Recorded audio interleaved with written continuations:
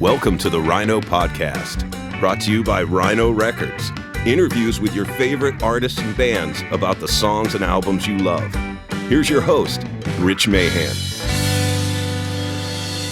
On this episode of the Rhino Podcast, we talk with Tim Burgess, singer-songwriter and frontman for the legendary Manchester band, the Charlatans. Lori, it doesn't matter where you're going, baby. All that is important is that you've been dreaming lately. The whole world is there to discover if you need adventure. Tread very carefully. It might not. Welcome back to the Rhino Podcast, friends. Thanks for tuning in. Don't forget to subscribe, help us with a like and a rating. We appreciate it. There's more killer release announcements from Rhino.com, including Dire Straits, the studio albums 1978 to 1991, available as both a 6-CD set and a newly recut 8-LP collection. The studio album 78 to 91 features the albums Dire Straits, Communique, Making Movies, Love Over Gold, Brothers in Arms, and On Every Street.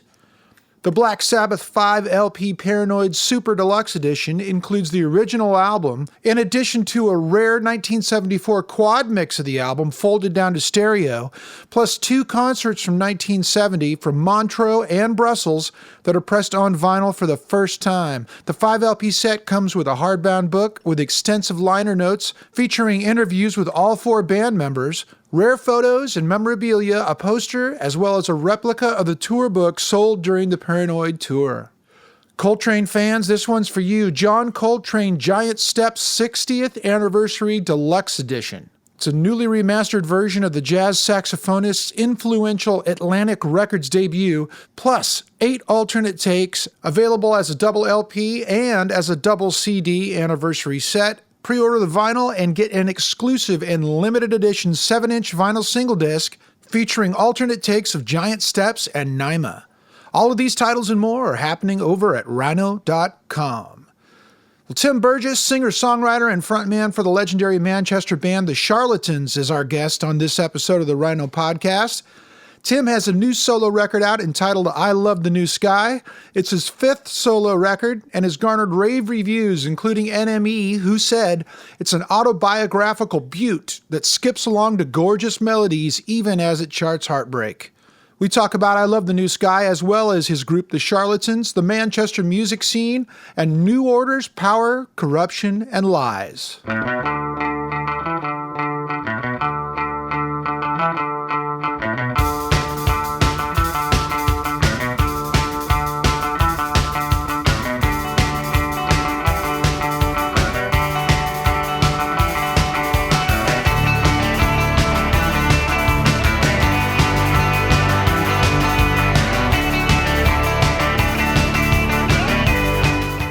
How you doing? Good, man. How are you?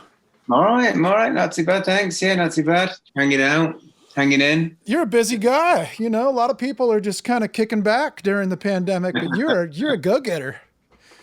Yeah. Let's just jump in with these Twitter parties you've been throwing almost every night. How did these come about?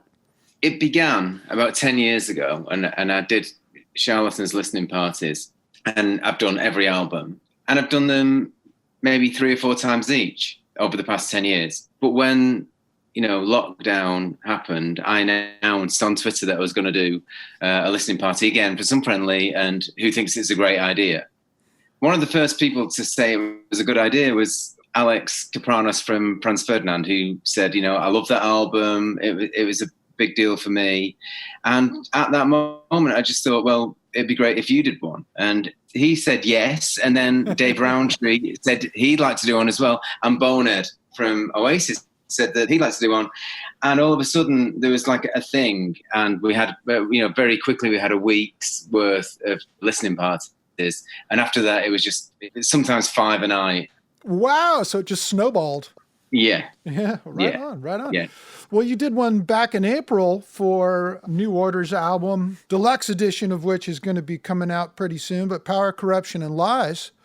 Yeah. I checked that out and got a feel for what the Twitter parties are like, because I totally didn't know they were happening. I wasn't privy to it, but sure. Really cool stuff in there. Especially, there was one post that had a picture posted by Stephen Morris of Gilbert's programming scroll for his keyboard part. And I thought that was really cool to see that and see how he so meticulously mapped out what he was going to program. Yeah, I mean, I love seeing Stephen and Gillian and the way that they work together, and it was, a total thrill for them to do Power Corruption and Lies together.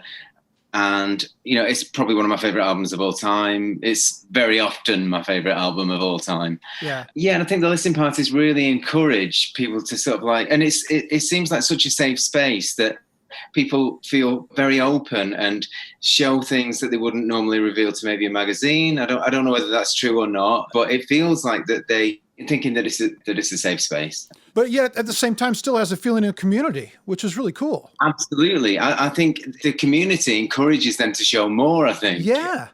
Yeah, absolutely. I mean, Stephen, he really took the reins, and without a doubt, one of my favorites of the whole lot of them. And then, he actually did Low Life a couple of weeks later, and that was just as amazing. And he did Technique last week, and that, again, was just, he tells a good story. Yeah, right. Well, let's talk a little bit more about that. Of course, it's getting a deluxe edition reissue, right, and all kinds of great extras going to be in that set. Really? For sure. Yeah, I'm intrigued to know, because it's not very revealing on the post that went out today. So I'm excited to know what the extras are. Yeah, well, I think we've got a copy on the way to you when it's available. At least I saw something in an email about that. So keep your eyes. Wow, amazing! Sure that'd be very kind of you. Thank you. But what do you think? I mean, this album was such a change from their first album after Joy Division, right? I mean, the first one was kind of, they were in mourning a little bit at the loss of their bandmate, and then this one had a heavier use of programmed tracks and synthesizers, and was a little bit more upbeat. Yeah. Because of my age, actually really only got into them with this album. Blue Monday, Power Corruption and Lies, I was 16 years old. Yeah. It was, the perfect age for getting into what would become your favorite band. And so I don't really know much apart from what I've read. But yes, it had all the elements of something that was thrillingly new, and something that was kind of like what they'd picked up in the dance clubs of New York. From what I can gather, they just wanted to change everything and just really go for it. Blue Monday, you mentioned that single came out before the album's release. Yes. I'm from Los Angeles originally, and I know you lived there for a while. We'll talk about that later. But okay. K-Rock in Los Angeles played that record all the time, man, back then when it came out. I mean, it seemingly was on repeat. It was even bigger in the clubs. Yeah, well, it's like a 7-minute single. I mean, I heard it on the radio. I didn't really listen to that much radio, apart from maybe John Peel, in the evenings. But there's just a feeling around it. And it was a hit, and they were on top of the pops. And sometimes you don't have to hear a song all the time to know that it's a hit, and Blue Monday was just that.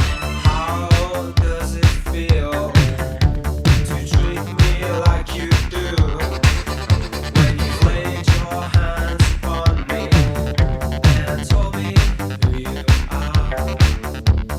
Thought I was mistaken, I thought I'd heard your words.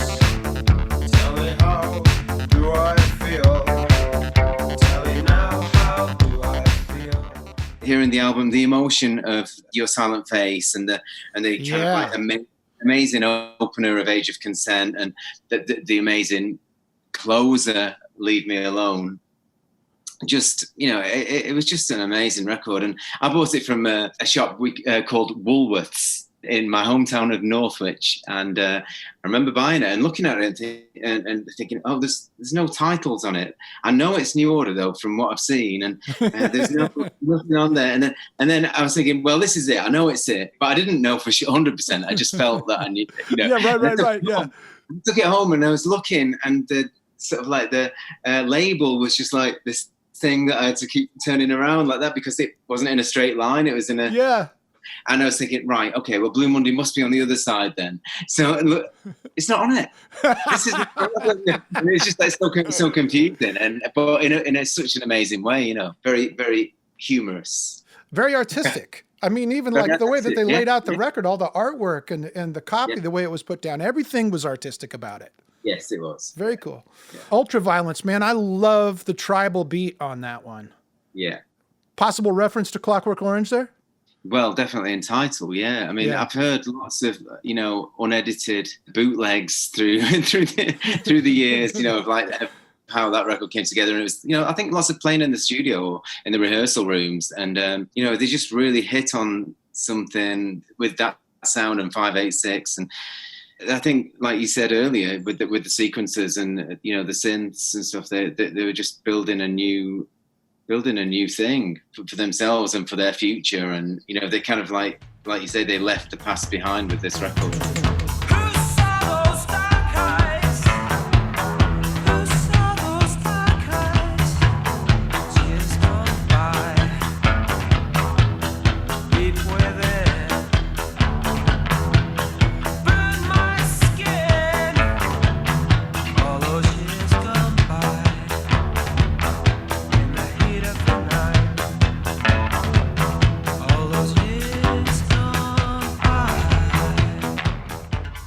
Well, you mentioned Your Silent Face. I mean, that song stands out to me on the record. It totally fits in with all the other songs, but it's so uniquely its own.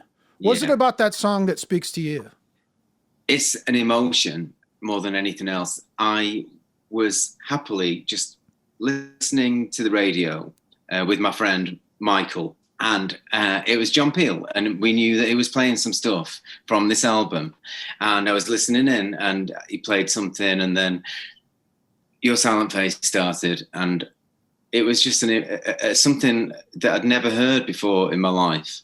I'd grown up on punk music, you know, as a kid. I got into like the second generation of like punk music, like Dead Kennedys and you know, and Exploited and bands like that. Yeah. And I was kind of quite happy listening to that kind of stuff. But I knew about New Order, and I was getting into it because of my age. And then this song, just like, I'd never heard anything like it, and it stayed with me forever. So it's a timelessness about it. It's unexplainable for me. I mean, the lyrics are fantastic, monotone in a way, but really melodic. Yeah, like something that I've never heard before. Thought that never changes remains a stupid lie. It's never been quite the same. No hearing or breathing, no movement, no color, just silence. The rise and fall of shame. That shall remain. We asked you what you'd seen. You said you didn't care. Your band, the Charlatans, all 13 of your albums charted in the top 40 of the UK album charts, and 3 of them were number ones. That's an amazing run.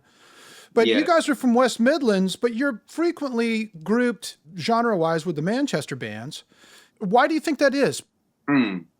It's really difficult. I mean, well, it's not difficult because I was born in Manchester, and I was growing up in a place called Northwich, which is like the suburbs of Manchester, really. It's like 20 miles away from the centre of town.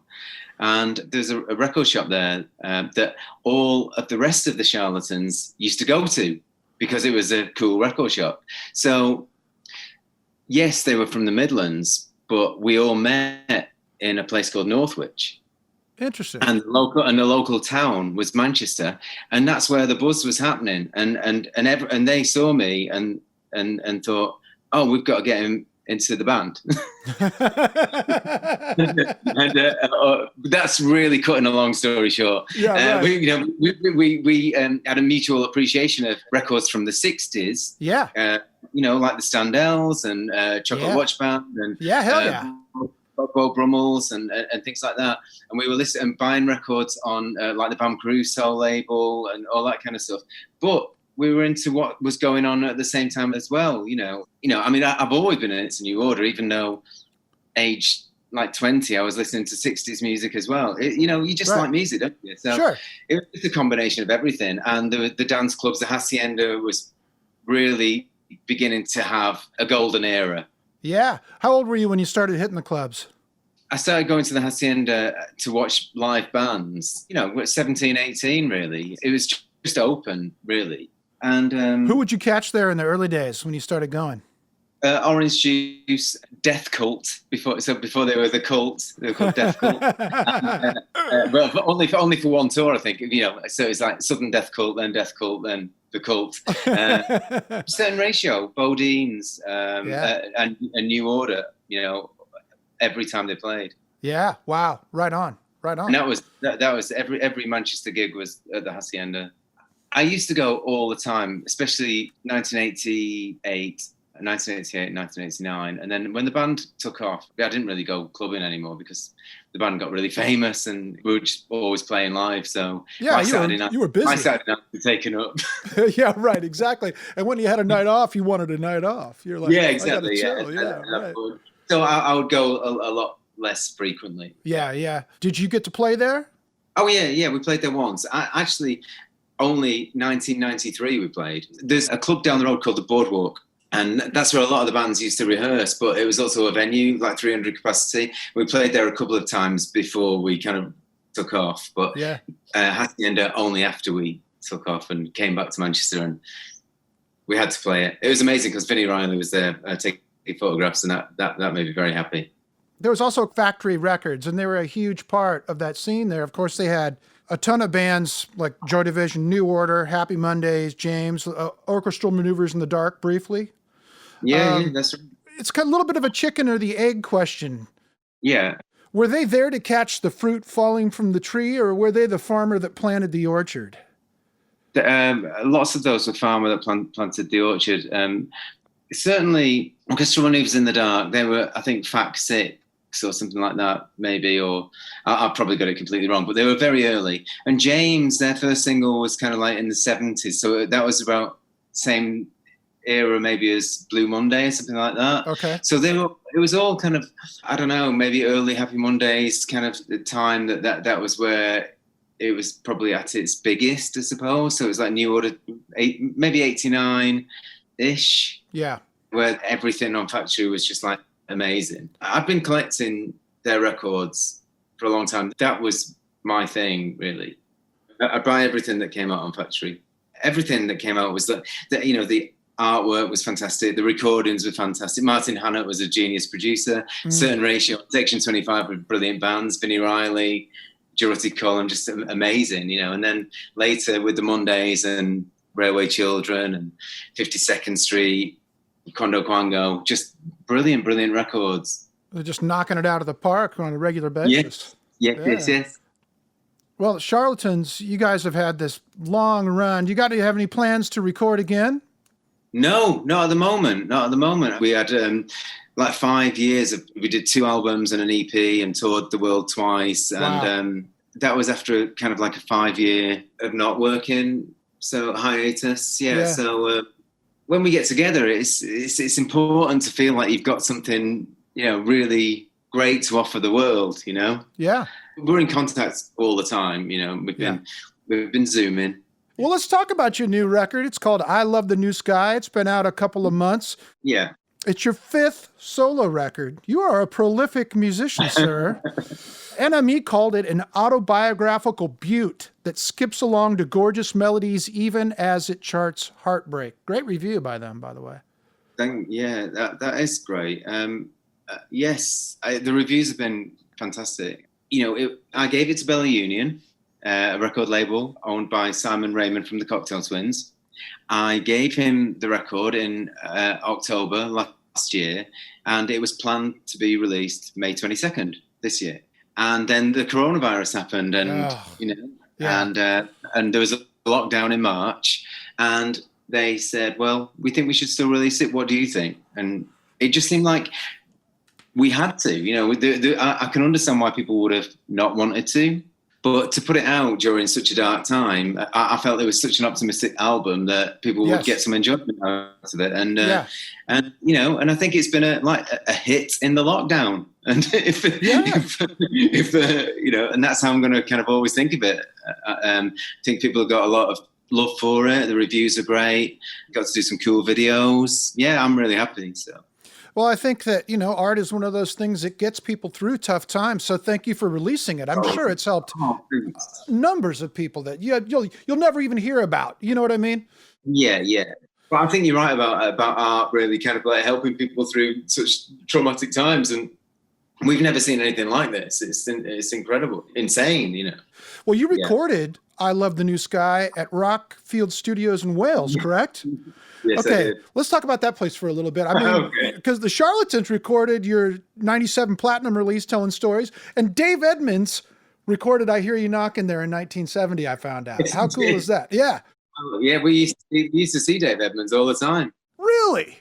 Yeah. I hear he's retired now.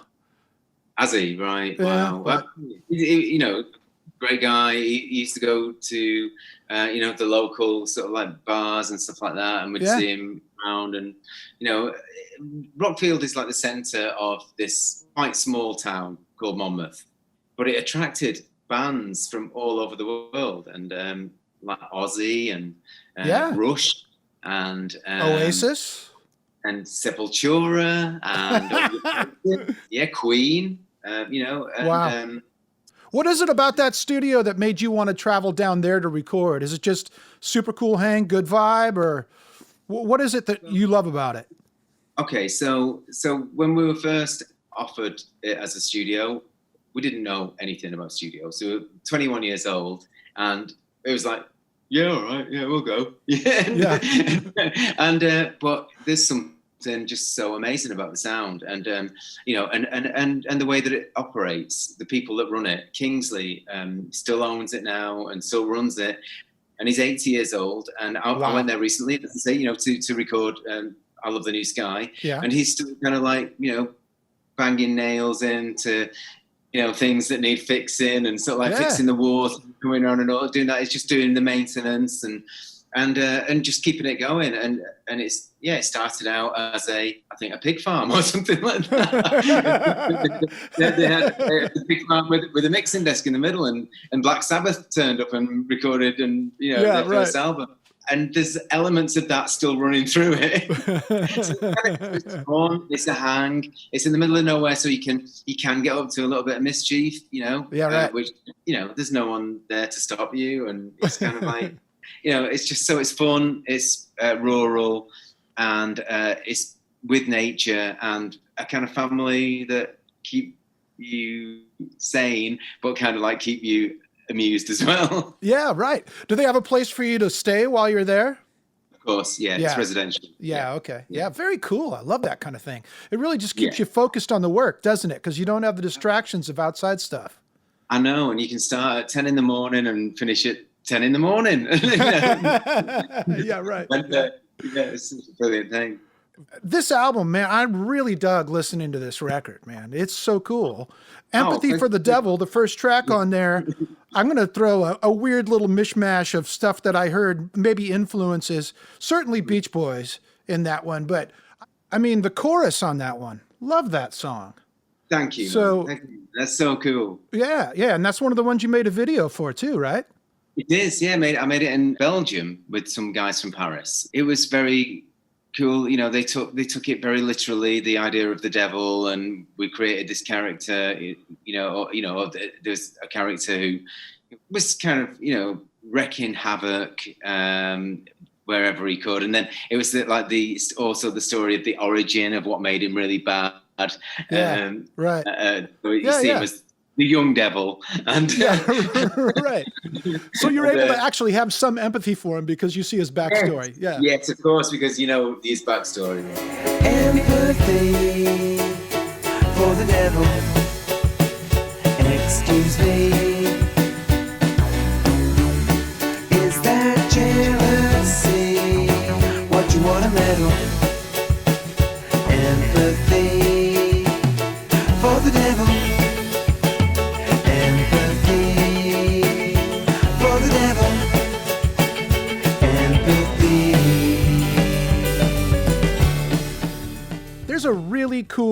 dreamy, floaty section at the end, and forgive me if I mispronounce this title, Comme d'habitude? Oh, Come D'habitude, yes, yes. Tell me about that outro on that song, because it shifts into this really cool kind of psychedelic floaty section as it goes out of the song. Yeah, I mean, that I could imagine that being kind of thought of as our attempt at Beach Boys-esque kind of like harmonies, and just the idea of it just having, you know, a great outro section was something that really appealed. And a lot of things you just try them out and see what happens, and see how many ideas you can get. And on that one, it just became like layer upon layer upon layer, and beautiful singing. Yeah, you know, it was a choral experiment. You know, we like the idea of lots of voices doing powerful things, right? Yeah, why not? Well, it's a nice change at the end of the song. I mean, I'm thinking like, oh man, that was a really good song, and then all of a sudden you get this left turn. You know what I mean? It was really cool. Yeah, well, I mean, it has elements to me, that song, of kind of like I don't know, Ginsberg and maybe Sparks, hopefully a bit of Todd Rundgren, and hopefully a bit of Zappa. So.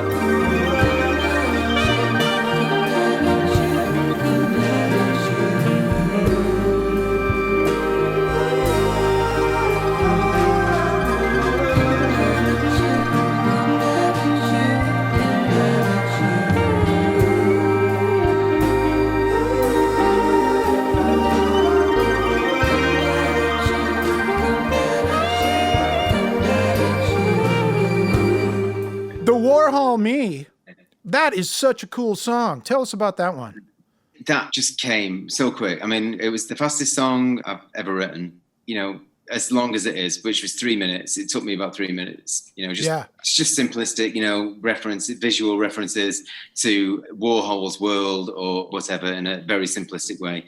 I thought of bubblegum, nothing really sophisticated, but it just changed a lot in the studio, and with the arpeggiators and the modular synth, the kind of bubbles underneath it, they gave it a real New York, kind of like contemporary New York feel. And also the kind of John Cale one finger piano thing running through the whole song. I didn't really explain anything to the people that I was working with, which was Nick Boyd, Daniel O'Sullivan, and Five Paul Sandra. They just, I guess, took some of it literally, the Warhol thing, and thought of Velvets and thought of New York. And I was just thinking bubblegum pop, you know, so all that maybe just made it what it is. Riding round this city, the Warhol Me, I'm making entries in my diary.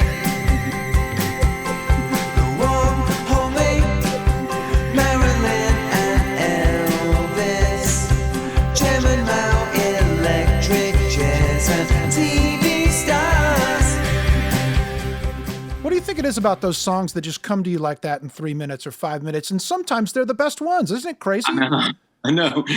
Some people have said that that's their favorite. Quite a few have said that. And, you know, there's all these other songs that have so many elaborate parts to them and things, and take you ages. And you know, right. So I don't know what it is. But it's a brilliant thing, because, you know, you're relaxed and you don't care. I loved that feeling of not caring when I wrote that song, and it was brilliant, you know. But I love the feeling of caring so much about other songs. So it's all there to make up an album, I think. Yeah, it's all different sides of the same statue, so to speak. Yeah. So speaking of writing, only took a year. Is that, I read that's about writer's block that you had. Is that correct? Well, it wasn't correct, really. And I wrote all the songs over the space of a year. You know, didn't really feel any kind of writer's block, although I do get that occasionally, and then there's a breakthrough, but it only lasts weeks. You know, it's not like years or anything like that. But it was referential. You know, I wanted it to be about things that had been going on in my life at that time, and there was a lot of things. You know, these 12 songs were written over the space of a year, but there's obviously I wasn't doing it all the time. Right. I was just doing it when I could. Some personal battles with, you know, management and things like that a long time to sort out. And then there was the idea of writing a song, an album, and it's like, only took a year, I just thought it was kind of a funny thing. And I know, and with a lot of the songs, they're kind of quite collagey, and I managed to get a Cure reference in there about pornography being my favorite Cure album. I love that line, man. Yeah. It was just like, how can I make this work? And it's like I felt like I felt like one of the writers off The Simpsons or something like that. But how can I make it kind of like work? Yeah, right. But, I mean, you're a prolific writer, though. I mean, you got 13 albums with the Charlatans, 5 on your own. You're obviously, you write a lot. How often do you write, and how do you stay inspired and find something so you're not, so you write something that you finish and you go, yeah, I like that? I write all the time, or as often as I can, and I feel very uncomfortable unless I've got a few songs in my pocket, Right. You know what I mean? Yeah. And I've been struggling through, this whole lockdown. I don't know why I need to write again. For a while, I was thinking, I'll let everyone else document these times. I've done my bit, It's like I've put a record out and it's been a hit during lockdown. Why do I need to write again? But I just feel that I'm driven to do that. But to be honest, I'm not feeling that inspired. So right. They're not flowing out at the moment. I think that's the times though as well. It's like there's a real kind of like heavy cloud. Yes. Yeah. Everybody seems to be affected differently. Some people are just like, I'm going to force myself to like really learn the circle of fifths or whatever, you know what I mean? Yeah. And then the other people are just like, well, I'm just going to take some time. I'm the same. I mean, I know some of my friends who are musicians, they're thriving, with this, like you say, they're learning the piano, they're learning the violin now, and it's like, it's like they've made an album, Yeah, right. Yeah. And but I'm doing so many other things. I'm trying to just get a few songs in my pocket that I'm happy with. My famous story is that I was living with my mum and dad, and we had the instrumental for The Only One I Know. Okay. And I decided that I'd go and buy a packet of cigarettes. So I went for a walk to the garage, which was about a mile away. Okay. And I got halfway there, and the melody to The Only One I Know and the lyric came into my head. And I didn't have a dictaphone or a note paper or anything like that. Yeah. So I had to run back to my mum's house. Yeah, we didn't have phones like this that you could like record it on. They didn't. Right? No, they yeah, didn't. Yeah. And they had dictaphones, but very often I didn't have batteries, and, and they didn't have chargers and things like that. Right. But fortunately, there was batteries, and fortunately, there was a pen and a paper. And fortunately, my mum and dad hadn't gone out, so I sacrificed the cigarettes and wrote The Only One I Know. And obviously, that was probably still one of our biggest hits.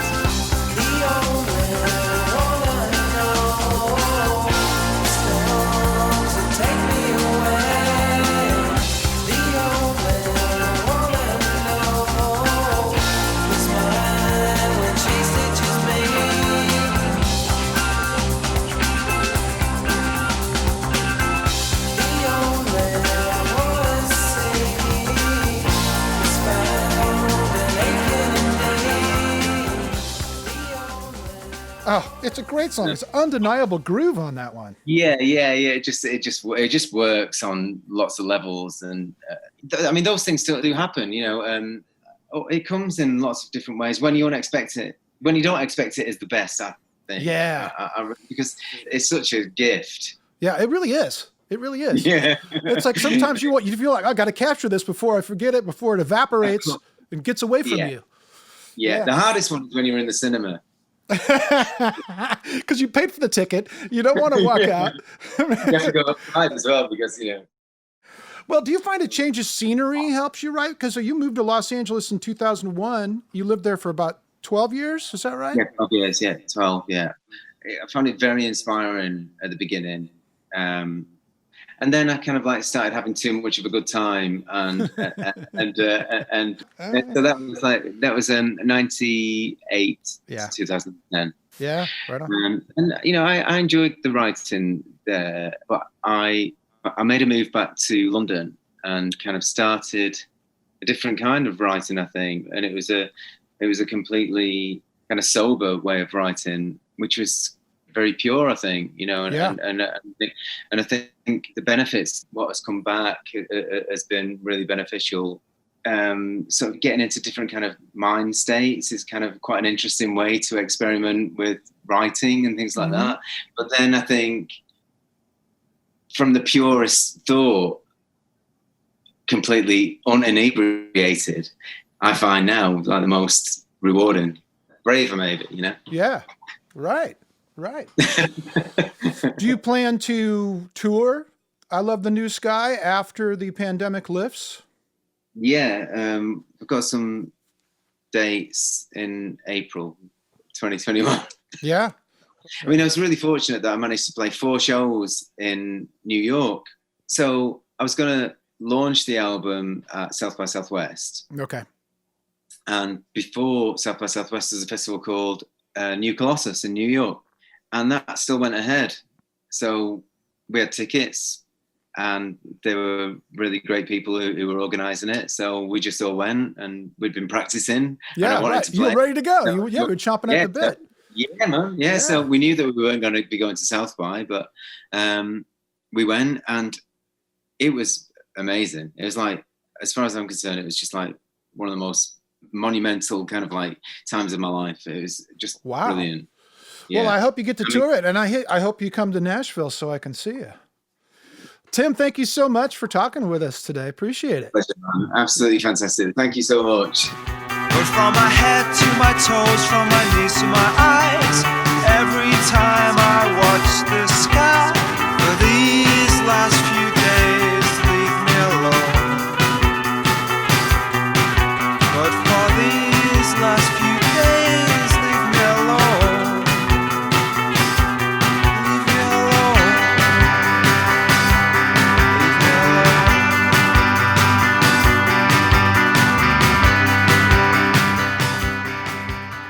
The New Order Power, Corruption, and Lies Definitive Edition is available for pre-order now. The collection includes an LP, 2 CDs, 2 DVDs, and a book. Features the album remastered for the first time from the original analog tape masters on LP and CD. The Extras CD contains previously unreleased writing sessions from New Order's Manchester rehearsal rooms and has the 1982 John Peel session for the BBC. The DVDs capture New Order live during 1982 and 83 at the Hacienda that Tim was talking about, and Kilkenny, the 1984 Play at Home Channel 4 TV documentary, and other rare live and TV performances. And there's a beautiful 48-page hardback book of rare photos and essays. Thanks again to Tim Burgess for talking with us about all things Manchester, New Order, and his new record, I Love the New Sky. Folks, please hit that like button and subscribe and give us a rating if you would. It really helps. Thanks so much. Thanks very much for tuning in. Don't forget to listen and subscribe on iTunes so you don't miss the next Rhino podcast. Producer for Rhino Entertainment, John Hughes. Produced for Rhino Entertainment by Rich Mayhem Promotions. All rights reserved.